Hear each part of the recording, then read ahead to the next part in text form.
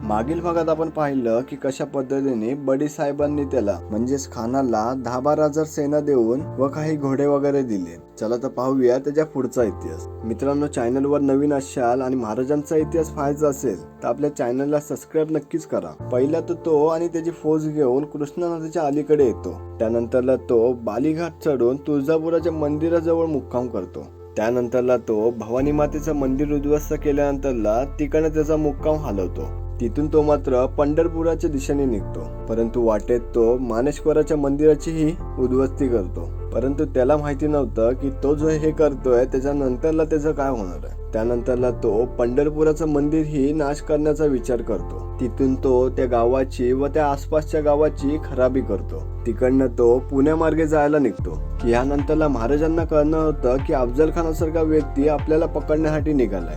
चला तर ह्याच्या पुढचा इतिहास पाहूया पुढील भागामध्ये.